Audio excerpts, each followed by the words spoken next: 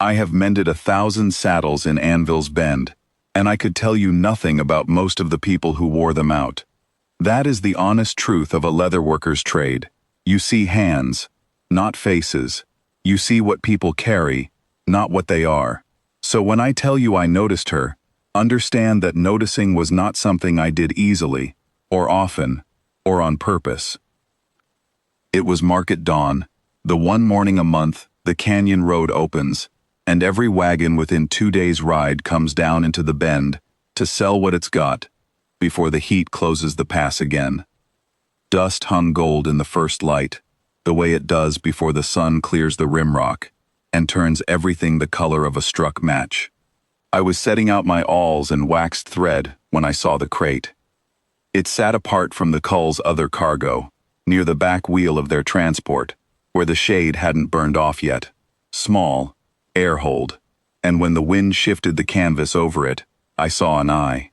Silver, wet-looking, watching me back without blinking, the way something watches when it has already decided that being seen is dangerous and being unseen is worse. I want to tell you I felt something noble in that moment. I didn't. I felt afraid. The ordinary fear of a man with no business making enemies of the cull. They run children and the odd stolen laborer up canyon to the rail depot at Pharaoh's Notch, and everyone in the bend knows it, and everyone has learned not to know it, if you take my meaning. I looked at that eye 3 long seconds, then I looked away, because that is what a sensible man does. I did not stay sensible. By mid-morning their foreman, a broad man named Castell with a voice made for shouting over wind, was drinking at the trough-side stall and complaining that his manifest count was short 1 unit, and he'd have the whole camp searched before they rode. I had, by then, already moved my stall 6 feet to the left, over the crate, and had my leather aprons hanging in a curtain that happened to fall just so. The child had not made a sound. I don't know if that was training or terror. I have thought about it since, and I am not sure I want to know. I got her out that night under a bolt of unsold hide, walking slow the way you walk when you are carrying nothing at all, past 2 of the cull's own men playing dice by lantern light not 10 feet from where I passed. My heart was going like a hammer on wet leather. Neither of them looked up. That is the thing nobody tells you about the worst moments of your life. How ordinary they look from the outside.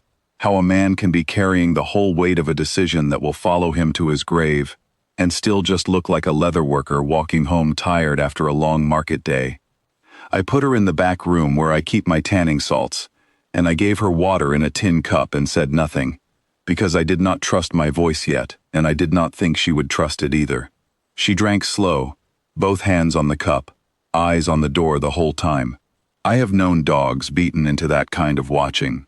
I had never before that night known a child who watched that way, and I hope to every god the canyon ever prayed to that I never see it again in anything so small. She was small in the way that makes a grown man's chest hurt to look at, all bone and stillness, skin the gray-blue of a storm not yet arrived, and where her ears should have tapered to a human point, they rose instead in a fan of thin ridges that caught the lamplight like the inside of a shell. She had a bone whistle on a cord around her neck, cracked clean through, the kind of thing a parent ties on a child before a long journey so they can be found again. It didn't work anymore. I don't think it ever would have, given where she'd been. I did not ask her name. I did not know if she had one anymore, or if the cull had given her a number instead, the way they do, and I did not want to hear that number out of her mouth. So I called her nothing for 2 days, and she answered to nothing, quiet and careful, watching my hands the way you'd watch the hands of anyone who had ever hurt you, waiting to see what mine would do. Castell came to my stall on the 2nd morning, told me, friendly enough, that they were a unit short and offering fair coin for information. I told him I sold saddles, not information, and my hands didn't shake when I said it, which surprised me more than it should have. He looked past me at the curtain of hides for a moment too long. I have relived that moment more than any other in my life, but he moved on. Men like Castell are looking for fear, and I had spent all of mine the first night. What was left in me by the 2nd morning was something flatter and harder, and it did not show on my face the way fear does. They searched 3 days. They tore through the grain stores and the well house and the shrine where old Marrow keeps his father's ashes, and they found nothing, because a man who mends leather for a living knows exactly how much space a false bottom needs, and I had built one under my workbench 20 years ago for reasons that had nothing to do with children and everything to do with taxes I didn't feel like paying. Funny, the uses a life finds for its old dishonesties.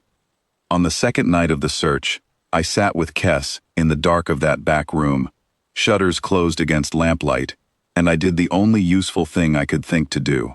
Talk in a low voice about nothing at all. The way wax thread pulls through hot to seat right. The trick to shoeing a canyon mule without losing a finger. I don't think the words were the point. I think she needed to hear a voice going on unhurried. The voice of someone not in a hurry to be rid of her. Somewhere in that hour, her shoulders came down from around her ears, the way an animal's do when it finally believes the trap isn't sprung. She didn't sleep, but she stopped watching the door quite so hard. Castell came back a second time, angrier now, offering coin loud enough that half the market turned to look. I told him again I sold saddles, and kept my hands busy with an awl and a strip of hide, so they'd have something honest to do while my mouth lied. A grain hauler named Ostiv, who I'd known 20 years, looked at me a long moment with something in his face that might have been a question, then bought a bridle he didn't need and left without asking it.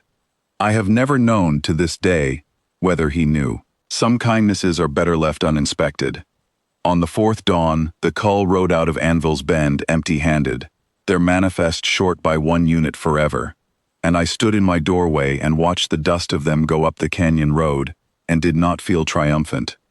I felt the way you feel at a funeral for someone you didn't know well enough to grieve properly. A hollow, correct sort of sadness, because whatever this child had already lost, my 4 days of hiding hadn't given any of it back to her. She came and stood beside me in the doorway, not touching, the way she'd learned to stand near people.